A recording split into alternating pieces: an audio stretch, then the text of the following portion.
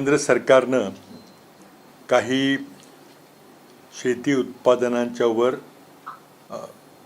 निर्णय घेतलेले आहेत.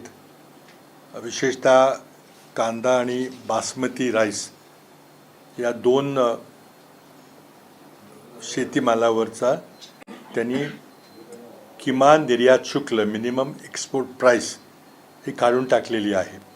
आपल्याला माहिती आहे की कांद्यावर $550 प्रति टन हे मिनिमम एक्सपोर्ट प्राइस होती. यापेक्षा कमी दरानं कांदा आपल्याला परदेशी निर्यात करता येत नव्हता.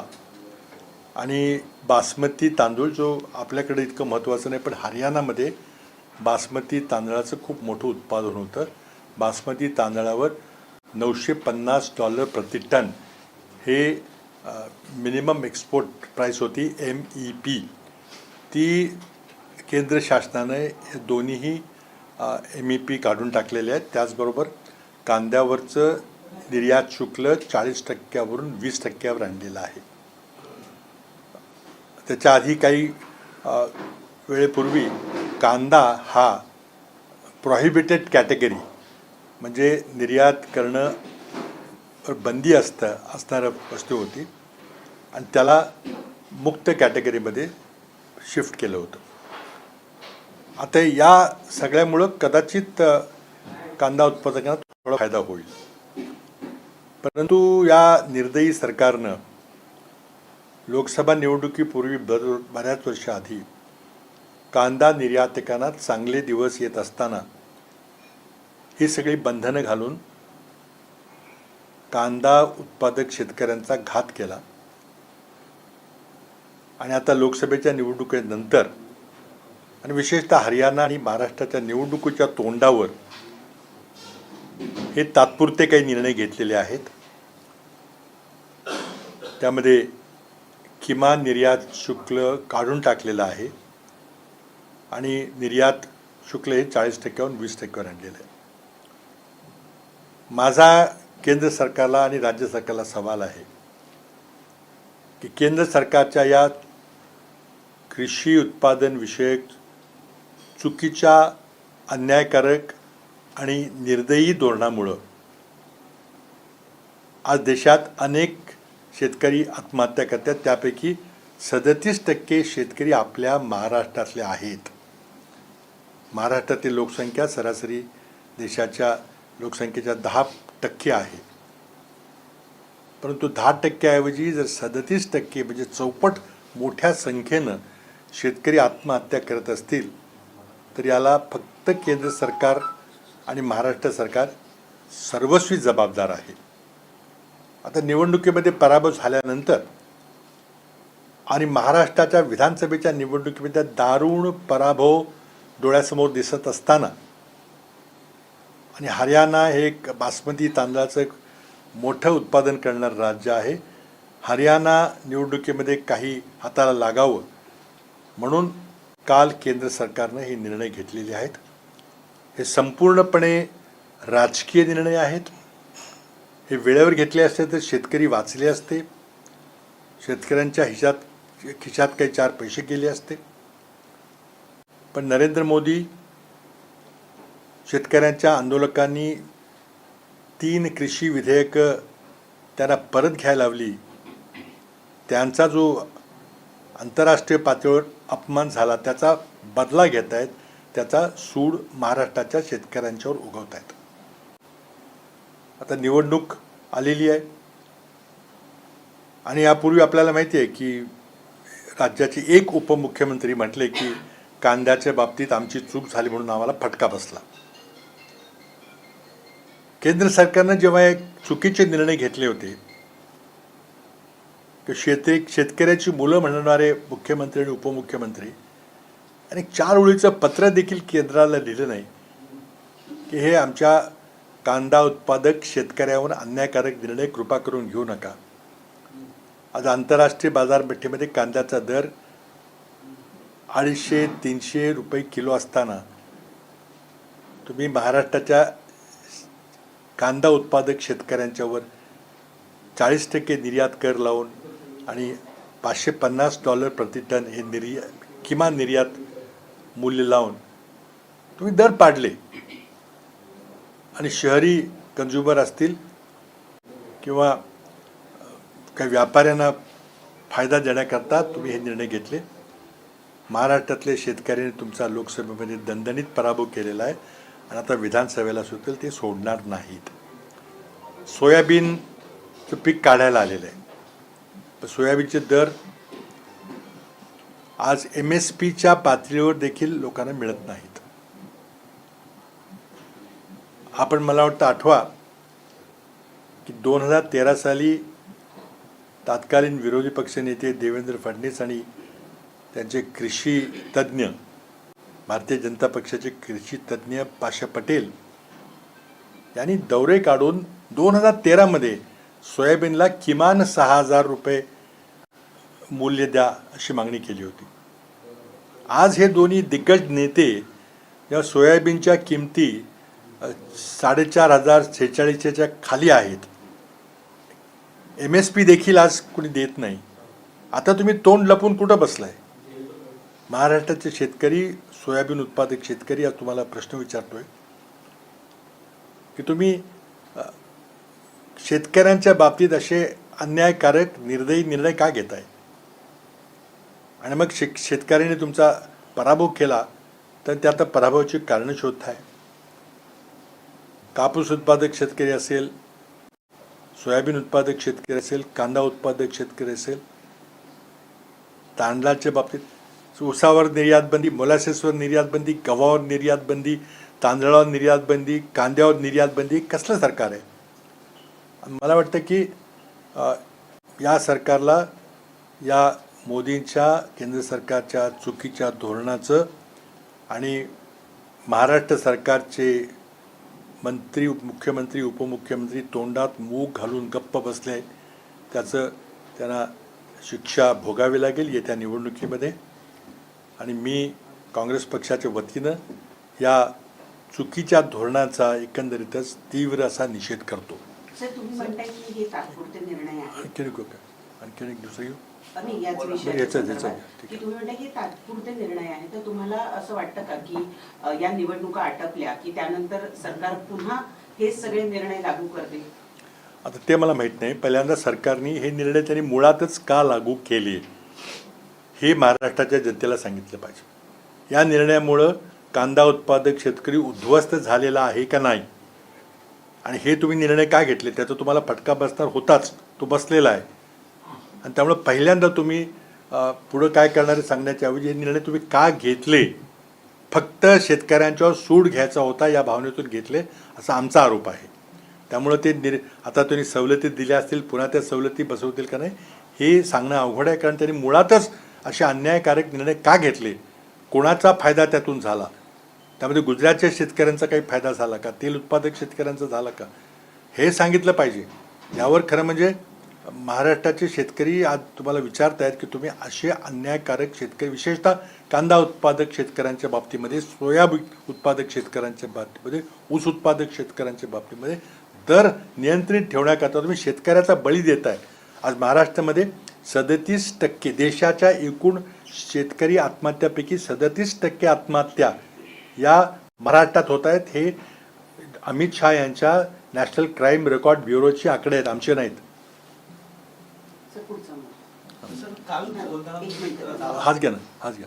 मग पुढचा बोलतो नंतर घेत ठरलेलं प्रश्न ह्याच्या नाही का. आता काल बोलताना तुम्ही दावा केला आगामी काळामध्ये राज्यात महाविकास आघाडी आणखी एक मंडळ एक आणखी देतो. मला दुसरा आमचा महत्त्वाचा विषय लोकसभा निवडणुकीबद्दल तो युवकांच्या बेरोजगारीचा. आपल्याला माहिती आहे की राज्यातले जवळजवळ 50% लोक शेतीवर आपला उदरनिर्वाह करतात, प्रत्यक्ष अथवा अप्रत्यक्ष. दिवसेंदिवस दरडोई शेती क्षेत्र कमी कमी होत चाललेलं आहे. मोठ्या प्रमाणात कृषी क्षेत्रावरतून लोकांना बाहेर काढून उद्योग क्षेत्र आणि सेवा क्षेत्रामध्ये नेणं गरजेचं आहे. सेवा क्षेत्रामध्ये जास्त उच्च शिक्षित माणसं लागतात, पण 12वी पास, ITA पास, डिप्लोमा या मुलांना जर रोजगार द्यायचा असेल तर मोठ्या प्रमाणात औद्योगिकरण झालं पाहिजे. आणि शेतीवरचा भार कमी होऊन शेती ही दरडोई शेती क्षेत्र हे वाढलं पाहिजे. आणि या सगळ्या बाबतीमध्ये सरकारला संपूर्णपणे अपयश आलेलं आहे. आज हिंजेवाडी पुण्याचं उदाहरण घ्यायचं झालं तर नुकत्याच 37 IT कंपन्या हिंजेवाडीला येण्या जाण्याचा त्रास आहे, ट्रॅफिक कंजेशन होतंय म्हणून त्या सोडून बाहेरच्या राज्यामध्ये गेलेल्या आहेत. आज हायटेक इंडस्ट्री उदाहरणार्थ सेमीकंडक्टर फॅब्रिकेशन किंवा अर्धचालक ज्याला म्हणतात त्याची निर्मिती करणं, ज्याला फॅब असं म्हटलं जातं, फॅब्रिकेशनच्या ऐवजी फॅब असा शब्द आहे. तर सेमीकंडक्टर फॅबचे काही युनिट भारतात आलेली आहेत, येणार आहेत, त्यांनी घोषणा केलेली आहे. केंद्र सरकारनं जवळजवळ $10 अब्ज एवढं अनुदान देण्याचं जाहीर केलेलं आहे. परंतु त्या योजनेखाली आत्तापर्यंत जे सेमीकंडक्टर असेंब्ली टेस्टिंगचे युनिट किंवा फॅबचे युनिट, चिप मॅन्युफॅक्चरिंगचे किंवा चिप असेंब्लीचे युनिट, जे ते सगळे 3 युनिट गुजरातला प्रस्थापित होणार आहेत, एक आसामला होणार आहे. हे युनिट मुंबईमधल्या टाटा इलेक्ट्रिकसारख्या कंपन्या स्थापन करणार आहेत. आज मुंबईमध्ये देशातले सर्वात जास्त डॉलर बिलियनियर्स म्हणजे डॉलरच्या किमतीमध्ये अब्जाधीशांची संख्या जे मुंबईत राहतात त्यांची सर्वात इतर कुठल्याही शहरापेक्षा जास्त आहे. पण हे श्रीमंत अतिश्रीमंत उद्योगपती महाराष्ट्रात का गुंतवणूक करत नाहीत? आज ॲपलचा आयफोन करण्याबद्दल पहिल्यांदा 2017 साली देवेंद्र फडणवीस यांनी घोषणा केली की फॉक्सकॉनचं युनिट पुण्याला येणार आहे, 50,000 लोक कामाला लागतील, पण ते युनिट तामिळनाडूमध्ये गेलं.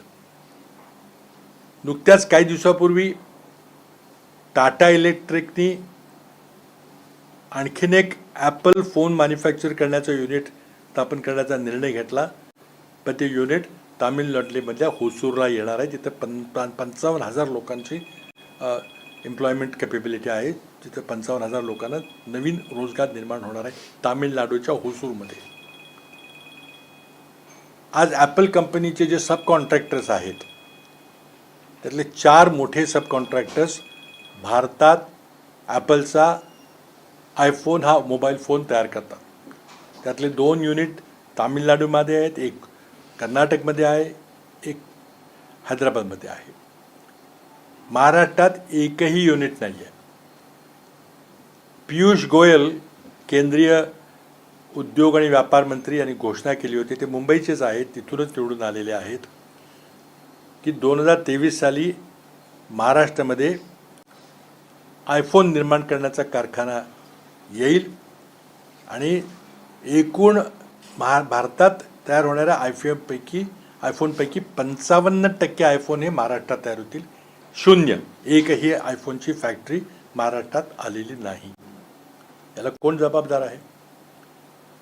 महाराष्ट्रातलं जे राजकीय वातावरण आहे, महाराष्ट्रातल्या उद्योग खात्यामध्ये जो भ्रष्टाचार आहे, त्यामुळे कोणीही मोठे उद्योगपती महाराष्ट्रात गुंतवणूक करायला तयार नाहीत. आणि म्हणून आज सुशिक्षित अविवाहित बेरोजगारांचा प्रश्न हा एक भीषण प्रश्न बनलेला आहे.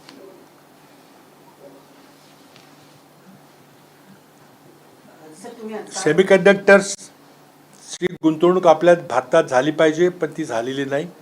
सगळे युनिट्स मोदी गुजरातला घेऊन जात आहेत. एकतर युनिट टाटाचं युनिट, टाटा हे आपल्या महाराष्ट्रातले उद्योगपती आहेत, पण त्यांनी आसाममध्ये हे युनिट नेण्याचा निर्णय घेतला. त्यांनी हे नागपूरला किंवा अमरावतीला किंवा जालन्याला किंवा लातूरला किंवा सिंधुदुर्गाला घ्यायचा निर्णय घेतला नाही.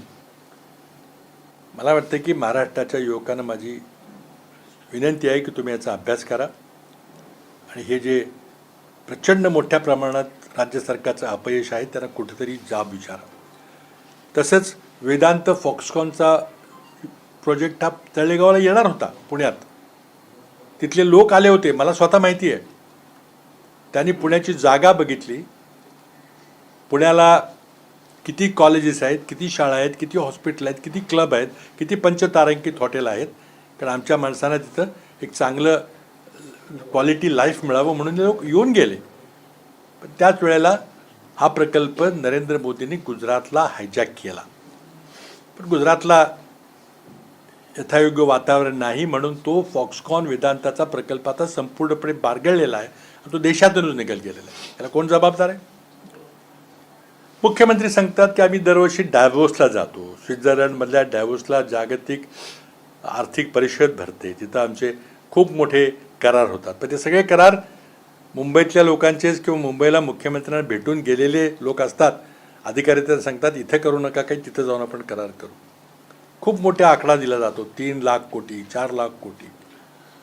त्यापैकी किती उद्योग कार्यान्वित झालेले आहेत त्याची श्वेतपत्रिका काढतो म्हणून उद्योगमंत्र्यांनी आश्वासन दिलं होतं. महाराष्ट्रातले किती उद्योग बाहेर चाललेले आहेत. तो विजेच्या दरामुळे चाललेले असेल, पाण्यामध्ये चाललेले असतील, किंवा पोल्युशन कंट्रोल बोर्डाच्या ज्या धाडी होतात. नुकतीच मर्सिडीज बेंच कंपनीवर पोल्युशन कंट्रोल बोर्डाची धाड पडली. या वागणुकीमुळे ACC सारखा उद्योग हा महाराष्ट्रातून सोडून गुजरातला गेला. एकंदरीत उद्योगस्नेही वातावरण देण्यामध्ये सरकारला संपूर्ण अपयश आलेलं आहे. ज्या पापातून शिंदे फडणवीस अजित पवार सरकार निर्माण झालं, ते सरकार निर्णयाकरता जो खोक्यांचा वापर झाला, त्या वातावरणामुळं उद्योग विभागामध्ये प्रचंड मोठा भ्रष्टाचार बोकाळलेला आहे. आणि कुठलाही मोठा उद्योगपती महाराष्ट्रात येत नाही आणि मग आमच्या पोरांना रोजगार मिळत नाही. याचा युवकांना माझं आव्हान आहे की तुम्ही इंजिनियर झालात, तुमच्या वडिलांनी जमीन घाण ठेवली, आईने दागिने विकले, आणि आता पोरगं इंजिनियर झालं, MBA झालं, आता काहीतरी चांगले दिवस येतील असं वाटलं, पण रोजगार नाही आहे. बरेचसे इंजिनियर पिझ्झा डिलिव्हरीचं काम करतात कारण पोट भरत नाही. कोण जबाबदार आहे याला? मला वाटतं की महाराष्ट्राचं जे निर्गुंतवणीकरण, निरौद्योगिकरण, डिइंडस्ट्रियलाइज झालेलं आहे, त्याबद्दल शिंदे फडणवीस सरकारला जबाबदार ठरलं पाहिजे आणि त्याचा जाब विचारला पाहिजे योग्य वेळी जेव्हा निवडणुका येतील. निवडणुका कधी येतील, काय येतील, आणखी पुढं किती ढकलल्या जातील मला माहीत नाही. पण ज्या दिवशी तुम्ही मतदानाला जाल तेव्हा माझे शेतकरी बंधूंना माझी विनंती आहे की तुम्ही हा प्रश्न या सरकारला विचारा. तुम्ही बेरोजगार युवक, तुमचं लग्न होत नाही, कोण मुली देत नाहीत, तुम्हाला माझी विनंती आहे की तुम्ही हा प्रश्न आपल्या मनात या सरकारला विचारा आणि योग्य तो निर्णय द्या. सर, पण आता तुम्ही उद्योग विभागावर जो आरोप केला त्याच्यावर उदय सामंत असं म्हणतात की राहुल गांधी यांनी आरक्षण विरोधी जे वक्तव्य केलं त्या वक्तव्यावरून लक्ष डायव्हर्ट करण्यासाठी आज अचानक तुम्ही हे मुद्दे आणले. ते बघा, राहुल गांधी ते जे काही बोलले त्याचं ते समर्थन करतील. माझा मुद्दा फक्त उद्योगाबद्दलचा आहे. जर असं तुम्हाला म्हणायचं असेल की राहुल गांधींच्या अमेरिकेतला परवा दिवशी केलेल्या वक्तव्यामुळं गेल्या 5 वर्षामध्ये महाराष्ट्रात उद्योग आले नाहीत, तर त्यांनी सांगावं की राहुल गांधी काय बोलणार आहेत आम्हाला माहिती होतं म्हणून हे उद्योग इथं आलेले नाहीत. आम्ही तुम्हाला गेल्या 10 वर्षाचा लेखाजोखा मागतोय. सर, आज दिल्लीमध्ये एक बैठक होती रमेश चंदिखला यांच्यावर्षी. विजय वडेट्टीवार आणि धानोरकर यांना वक्तव्य केलं की कुठेतरी विजय वडेट्टीवारांच्या विरोधात काम करण्यासंदर्भात आवाहन केलं होतं. या अनुषंगाची बैठक होती. बैठकीकडे तुम्ही कसं पाहताय?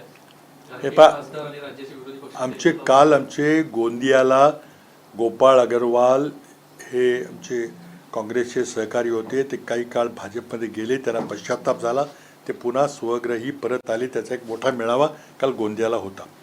तिथं आमचे प्रभारी रमेशजी छनितला, आमचे अध्यक्ष नानाभाऊ पटोले, आमचे विरोधी पक्षनेते विजयजी वडेट्टीवार हे सगळे जिथे उपस्थित होते. कार्यक्रमामध्ये आमची इतर गोष्टीवर पण चर्चा झाली. आता निवडणुका आहेत त्यामुळे बैठका होत राहतील. मुंबईत आमच्या काही 2-3 दिवसामध्ये बैठका ठरलेल्या आहेत. पुढं आता दिल्लीला काही बैठका ठरलेल्या आहेत. बैठका घेणं ही निवडणुकीच्या पूर्वतयारीचा एक भाग असतो. काल बोलताना एक दावा केलेला आहे की राज्यात महाविकास आघाडीचं सरकार आल्यानंतर केंद्रातल्या सरकारला नितीश कुमार पाठिंबा काढतील. कशा पद्धतीने बघता? असं आहे की आपल्याला अटल बिहारी वाजपेयी यांच्या 13 महिन्याच्या सरकारचा अनुभव आहे. सरकार अल्पमतात गेल्यामुळं वाजपेयींना 13 महिन्यातच राजीनामा द्यावा लागला. त्याचा पूर्वसंदर्भ देत मी म्हणालो होतो की हरियाणा आणि महाराष्ट्रातल्या निवडणुकीमध्ये विद्यमान भारतीय जनता पक्षाचा जर पराभव झाला तर देशातली हवा कुठल्या दिशेनं वाहते आहे हे चंद्रबाबू नायडू आणि नितीश कुमार पाहतील. आता मी पराभव झाला असं म्हटलं, पण पराभव निश्चितपणे होणार आहे हे आपल्याला सर्वांना माहिती आहे. आज हरियाणामध्ये एक छोटं राज्य असलं तरी दिल्लीच्या शेजारचं हिंदी हार्टलँडमधलं ते राज्य आहे. तिथं गेली 10 वर्ष भारतीय जनता पक्षाचं सरकार होतं. आता त्या अँटी इन्कम्बन्सीचा किती मोठा फटका बसतो हे आता 8 ऑक्टोबरला आपल्याला कळेल. महाराष्ट्रामध्ये देखील जवळजवळ 10 वर्षाची अँटी इन्कम्बन्सी आहे. 2-2.5 वर्ष कोविडमुळं आमचं सरकारला काही विशेष करता आलं नाही. कोविडची लढाई द्यावी लागली. म्हणजे हे सगळी अँटी इन्कम्बन्सी ही देवेंद्र फडणवीस, एकनाथ शिंदे आणि अजित पवार यांच्या सरकारच्या विरोधात आहे. आणि त्याचा एक आपल्याला प्रत्यय आला तो लोकसभा निवडणुकीमध्ये आला. 48 पैकी 31 जागा महाविकास आघाडीला मिळाल्या, म्हणजेच 65% जागा आम्हाला मिळाल्या. आता तेच जर प्रमाण आपण जर विधानसभेला लावलं तर 288 पैकी 65% म्हणजे 183 जागा होतात. पण आज 183 पेक्षाही जास्त जागावर महाविकास आघाडीचा विजय होणार आहे. आज तुम्ही विदर्भातलं वातावरण पाहताय, मराठवाड्यातलं वातावरण पाहता, आणि महायुतीमध्ये जे काही जागा वाटपाबद्दल किंवा पक्षात राहायचं का नाही, ठेवायचं का काढायचं, हे जे वातावरण चाललेलं आहे त्याच्या तुलनेमध्ये महाविकास आघाडीचा जागा वाटप हे बरंचसं स्मूथली चाललेलं आहे. शेवटी 3 पक्षाचं जागा वाटप हे फार सोपं होतं आहे, होईल असं मला म्हणायचं नाही, पण आमच्या फार कमी तणाव आहे आणि आम्ही चांगली प्रगती करतो आहे. आम्ही इतर छोट्या पक्षांनीही बरोबर घ्यायचा प्रयत्न करतो आहे. कोणी येईल मला माहिती नाही, परंतु हरियाणा आणि महाराष्ट्र जे एक 2 नंबरचं राज्य आहे, या दोन्ही राज्यामध्ये भाजपची गेल्या 10 वर्षापासून असलेली सरकार लोक उलथून पाडतील त्याचा प्रभाव दिल्लीच्या राजकारणावर असं मी म्हटलं होतं. सर, आता तुम्ही जागा वाटपाच्या बद्दल बोलता. मुंबईमध्ये ज्या 36 जागा आहेत त्याच्यापैकी 7 जागांची मागणी शरदचंद्र पवार पक्षाने केलेली आहे. काँग्रेस किती जागा या मुंबईमध्ये साधारण मिळेल? जागा वाटपामध्ये जाहीरपणे बोलणं हे बरोबर नाही आहे. जागा वाटपाचा जेव्हा अंतिम निर्णय होईल तेव्हा तुमच्यावर प्रेस कॉन्फरन्समध्ये तिन्ही पक्षाचे नेते तुम्हाला सांगतील. एकंदरीत काही फॉर्म्युला ठरलेला आहे 100-105. जागा वाटपाबद्दल मी काहीच भाष्य करणार नाही ओपन. तर राज्यात रन अँड हिटच्या प्रकरण वाढत आहे. आज सुद्धा हिट अँड रनचे प्रकरण वाढत आहेत. आज सुद्धा संभाजीनगरमध्ये अशी घटना घडलेली आहे. कशा पद्धतीने बघता? हा एक गंभीर विषय आहे. विशेषतः ड्रंक ड्रायव्हिंग, मद्य सेवन करून वेगानं भागड्या गाड्या चालवणं, ही श्रीमंतांची पोरं ज्यांच्याकडे प्रचंड मोठा काळा पैसा आहे यांच्या हातून या घटना घडतात आणि सरकार त्या सर्व घटना दडपायचा प्रयत्न करतं आहे. ही दुर्दैवी बाब आहे. इथं बावनकुळ्यांच्या बाबतीमध्ये विदर्भामध्ये घडली, नागपूरमध्ये घडलेली घटना असेल, पुण्याची पोर्शे कारची दुर्घटना असेल, आता काही संभाजीनगरमध्ये घटना घडलेली आहे. हे पोलिसांचं आणि गृह खात्याचं अपयश आहे. पोलिसांचं म्हणण्यापेक्षा गृह खात्याचं जे नेतृत्व करतात त्यांचा पोलीस खात्यावर वचक नाही. आज प्रशासकीय पातळीवर बदल्या करताना जे काही गैरप्रकार होते त्याचा हा परिणाम आहे आणि याची सर्वस्वी जबाबदारी पॉलिटिकल लिडरशिपवर टाकली पाहिजे. गेले काही दिवसापासून महायुतीमध्ये जे चाललेलं आहे, म्हणजे अजितदादा विषय तानाजी सावंत यांनी जे वक्तव्य केलेलं आणि त्यानंतर आज लाडकी बहीण योजनेमध्ये अजित पवारांचे फोटो काहीसे नाही आहेत आणि ती नाराजगी कुठेतरी दिसून येते. यावरती काय? नाही, आता बघा, हे सरकारचं काम आहे. सरकार कसं चाललं आहे ते त्यांनी पाहावं. जनता पाहते आहे. आम्ही जनतेला जाऊन सांगणार आहे की काय काय चाललेलं आहे बघा, कसे कसे आपसातले वाद चाललेले आहेत, पण त्यावर भाष्य करणं त्यांच्या आपसातले मतभेद आहेत का नाही ते तुम्ही आम्हाला सांगा, आम्ही सांगण्यापेक्षा. आणि ती महाराष्ट्राची जनता पाहते आहे. अरविंद केजरीवाल यांची काल जामिनावर सुटका झालेली आहे. या दृष्टीनं आपलं काय म्हणणं आहे? याबद्दल मी आपल्या सर्व दर्शकांना विनंती करेन की अरविंद केजरीवाल दिल्लीचे मुख्यमंत्री, त्यांनी आपल्या विधानसभेमध्ये मोदी अडाणी संबंधावर एक सभागृहामध्ये भाषण केलं होतं. एक 18 मिनिटाचं ते भाषण आहे. बहुतेक तुम्ही सगळ्यांनी पाहिलं असेल, पण पुन्हा एकदा असेल तर ते पहा. सरकारने ते गायब करायचा प्रयत्न केला असेल तर ते सापडेल कुठेतरी. आणि त्या भाषणामध्ये त्यांनी मोदी आणि अदानी यांच्या आर्थिक संबंधाचा विषय विस्तृतपणे मांडला होता. ती तारीख मला आठवत नाही, पण विधानसभेतलं भाषण आहे. दिल्ली विधानसभेमध्ये केजरीवाल यांचं प्रचंड मोठं बहुमत आहे. त्यामुळं तिथले भाजपचे जे 3 आमदार आहेत ते काही ते भाषणामध्ये व्यत्यय आणू शकले नाहीत. त्यांनी शांतपणे ते भाषण ऐकलं. आपण सगळ्यांनी ते शांतपणे भाषण ऐकलं. त्यामध्ये उपस्थित केलेल्या एकाही मुद्द्यावर नरेंद्र मोदींनी भाष्य केलेलं नाही. पण त्यानंतर काही दिवसातच काहीतरी पॉलिसीबद्दलचं काही दोष काढून अरविंद केजरीवालला तुरुंगात टाकलं गेलेलं आहे.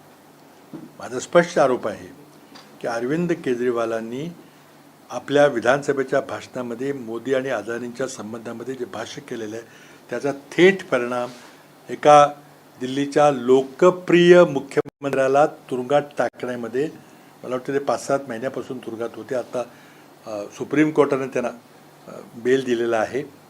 आणि त्याच्या वैयक्तिक व्यक्ती स्वातंत्र्यावर, लोकशाहीवर हा घातलेला घाला आहे. पण यामध्ये फक्त नरेंद्र मोदी स्वतःच्या रेप्युटेशनचं, स्वतःचं बचाव करण्याची त्यांची भूमिका आहे. लोकशाहीबद्दल त्यांचं काही घेणं देणं नाही आहे. मला वाटतं अरविंद केजरीवाल बाहेर आलेले त्याचा हरियाणाच्या निवडणुकीमध्ये आणि येणाऱ्या दिल्लीच्या निवडणुकीत निश्चितच परिणाम होईल.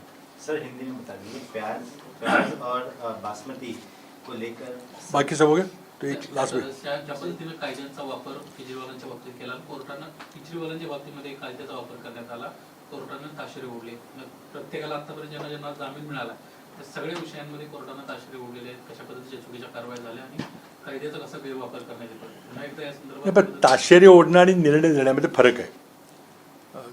ताशेरे देणं, एक निकाल देताना काही उद्गार काढणं वगैरे हे ठीक आहे, त्याचा परिणाम होतो. पण शेवटी कोर्टानं निर्णय काय दिलेला आहे महत्त्वाचं. तर काल कोर्टाने अरविंद केजरीवालना बेल दिला, हा निर्णय आहे. ताशेरे होतात, ताशेऱ्यांचं काही इतकी चाळ चामडी आहे की काही फरक पडत नाही सरकारला. मला वाटतं अरविंद केजरीवालच्या बद्दल एवढंच बोललं पाहिजे की सगळ्यांनी बघून अरविंद केजरीवालांचं ते विधानसभेतलं भाषण ऐकावं अशी माझी विनंती आहे. आणि त्याचा आणि एका मुख्यमंत्र्याला तुरुंगात टाकण्याचा देशात पहिल्यांदाच प्रकार घडलेला आहे. त्याचा काही संबंध आहे का नाही हे तुम्ही ठरवा, दर्शकांनी ठरवलं पाहिजे. आज महाराष्ट्र दौऱ्यावरती आणि पहिली यादी भाजपची जाहीर होणार असं सांगितलं होतं. JP नड्डा हे देवदर्शनाकरता आलेले आहेत. कुणी महाराष्ट्रात देवदर्शनाकरता यावं त्यांचा अधिकार आहे, त्यांचं स्वागत आहे. आता त्यांनी राजकीय निर्णय काय घ्यायचे ते घेतील. ते आता ते त्याचं काम करतील, आम्ही आमचं काम करू. आणि अमित शहा पण येणार आहेत असं मला कळलं. अमित शहा येऊन येऊन गेले. मग आता मोदी पण येतील आता. कारण कितीही देवाला प्रार्थना केली तरी त्यांना स्वतः वैयक्तिक कदाचित पुण्य लागेल, पण निवडणुकीचा निकाल काही बदलणार नाही. सर, हिंदी में बता दीजिए, प्याज और बासमती को लेकर जो सरकार, केंद्र सरकार ने फैसला लिया है, क्या महाराष्ट्र में किसानों को इसका कितना फायदा होगा और क्या इस तरह के निर्णय को हम आगामी चुनाव को मद्देनजर रखते हुए देख रहे हैं? देखिए, कल केंद्र सरकार ने व्यापार मंत्रालय ने, वाणिज्य मंत्रालय ने कुछ निर्णय लिए कृषि उपज के बारे में, विशेषकर बासमती चावल और प्याज के बारे में ये निर्णय थे.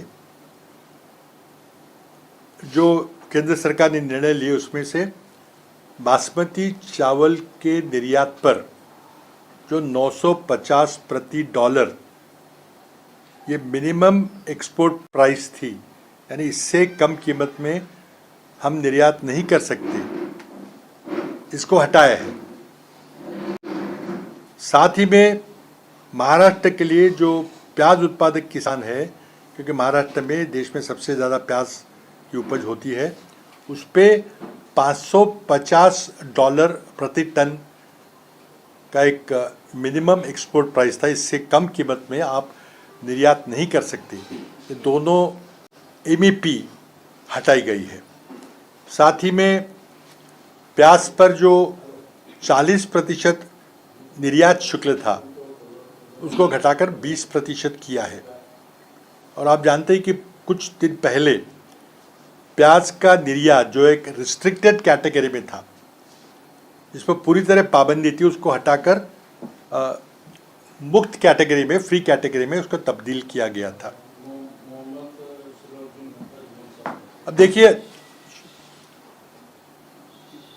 प्याज महाराष्ट्र के किसान के लिए और बासमती हरियाणा के किसान के लिए बहुत अहम कृषि उपज है। हरियाणा में चुनाव हो रहे, महाराष्ट्र में होने वाले हैं, तो स्वाभाविक है कि इससे किसानों को लाभ मिलेगा, लेकिन बहुत देर हो चुकी है। सबसे पहले तो मैं सवाल उठाना चाहूँगा, और वो महाराष्ट्र के प्याज उत्पादक किसान की ओर से उठाना चाहूँगा कि आपने जब इंटरनेशनल प्राइसेस बहुत हाई थी, बहुत ऊंचाई पर थी, तो आपने एक्सपोर्ट पर पूरी पाबंदी क्यों लगाई? महाराष्ट्र का 1 किलो प्याज भी बाहर नहीं जा सका।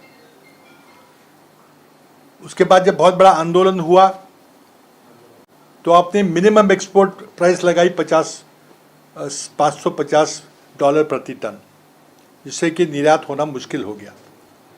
उसके साथ ही में 40% निर्यात शुल्क लगाया, यानी कि अगर 100 रुपये का माल जाता है तो उसको 140 देने पड़ेंगे विदेशी खरीदार को। तो ये किसान के जेब से 40% जो एक्सपोर्ट टैक्स सरकार ने वसूल किया। मैं सरकार से पूछना चाहता हूँ इसमें क्या लॉजिक क्या था? सरकार की गलत नीतियों के कारण महाराष्ट्र के सबसे ज्यादा किसान आत्महत्या कर रहे हैं। देश जो भी किसान आत्महत्याओं का सामना करना पड़ता है, उसमें से 37% आत्महत्या सिर्फ मेरे महाराष्ट्र में होती है। और ये आंकड़े कांग्रेस पार्टी के या मेरे नहीं है, ये अमित शाह जी के नेशनल क्राइम रिकॉर्ड ब्यूरो के अधिकृत ऑफिशियल आंकड़े हैं। इन किसानों की मौतों के लिए कौन जिम्मेदार रहेगा? क्या नरेंद्र मोदी जी, जो हरियाणा पंजाब के किसानों ने आंदोलन करके नरेंद्र मोदी के 3 काले कानूनों को वापस लेने को बाध्य किया? प्रधानमंत्री मोदी का बहुत बड़ा अपमान हुआ अंतर्राष्ट्रीय स्तर पर, उसको लगा कि बहुत बड़ा अपमान है। क्या उसका बदला नरेंद्र मोदी सरकार किसानों से बदला ले रही है? अब आज हरियाणा के चुनाव है, आपने बासमती चावल का MEP हटाया। महाराष्ट्र में कुछ दिनों में चुनाव होने वाले हैं और आपने प्याज के बारे में कुछ निर्णय लिया। मेरा बुनियादी सवाल है कि आपने पहले ये निर्णय, किसान विरोधी निर्णय लिया क्यों? और इसके कारण आपको लोकसभा चुनाव में खामियाजा भुगतना पड़ गया है। और अब आपको डर है, आपके सर्वे बता रहे कि आपकी महाराष्ट्र विधानसभा में भारी हार होने वाली है, और आप किसानों को मरहम पट्टी कर रहे हो। किसान तो घायल हो चुका है। गन्ने पे एक्सपोर्ट बैन, मोलासिस पे एक्सपोर्ट बैन, गेहूं पे एक्सपोर्ट बैन, चावल पे एक्सपोर्ट बैन, प्याज पे एक्सपोर्ट बैन। आज सोयाबीन की कटाई का समय आ गया है। क्या हालत है सोयाबीन की? सोयाबीन की जो MSP है 4,900 के करीब है, आज 4,500-600 रुपये भी किसान को नहीं मिल रहे हैं। मैं महाराष्ट्र की जनता को, महाराष्ट्र के किसानों को याद देना चाहूँगा 2013 का भाजपा का वो आंदोलन, तत्कालीन विपक्ष के नेता देवेंद्र फडणवीस और उनके कृषि विषयक एक्सपर्ट पाशा पटेल जी का पदयात्रा द्वारा जो आंदोलन हुआ था, जिसमें वो 2013 में सोयाबीन की कीमतें 6,000 रुपये देने पे सरकार को बाध्य कर रहे थे। महाराष्ट्र की सरकार थी उस समय। भूल गए आप आपका आंदोलन? 4,500 भी नहीं मिल रहे आज 11 साल के बाद। ये सिर्फ नरेंद्र मोदी सरकार की गलत नीतियों के कारण हो रहा है। मोदी सरकार ने कुछ दिन पहले 1,33,000 करोड़ का खाद्य तेल आयात किया था। सूरजमुखी की जो सोया केक होता है, डे ऑयल केक होता है, उसका आयात किया गया। और हमारे देश की सोया डी ऑयल केक हो या खाद्य तेल हो, उसकी कीमतें गिरी, सोयाबीन की कीमतें गिरी है। आज महाराष्ट्र में जो आत्महत्या हो रही है, इसके लिए पूरी तरह से नरेंद्र मोदी सरकार की गलत नीतियां हैं। और साथ ही में महाराष्ट्र के जो किसान के बेटे जो मुख्यमंत्री उप मुख्यमंत्री बने हुए अपने आप को कहते हैं कि हम किसान के बेटे हैं, उन्हें मेरा सवाल है कि क्या आपने केंद्र सरकार की इस प्याज के बारे में, इस सोयाबीन के बारे में, गलत नीतियों के बारे में कोई 2 लाइन की कोई चिट्ठी लिखी है? क्या आप इन गलत नीतियों को बदलिए? आपने इन गलत नीतियों को बदला है जब लोकसभा में आपकी करारी हार हुई है। बहुत देर हो चुकी है। अभी आप कृषि के कुछ भी कायदे बदलिए, महाराष्ट्र का जिस घर में आत्महत्या हुई है उसको आप 1500 रुपये देंगे, उसके आंसू आप नहीं पहुंच सकते। आपकी गलत नीतियों के कारण महाराष्ट्र के कृषि क्षेत्र में जो कि 50% लोग कृषि पे अपना जीवनी बिताते हैं, वो लोग आपको नहीं बख्शेंगे। और विधानसभा का चुनाव आप जल्दी कराइए, बाद में कराइए, राष्ट्रपति राज लाइए, कुछ भी करिए, जब भी आप चुनाव कराओगे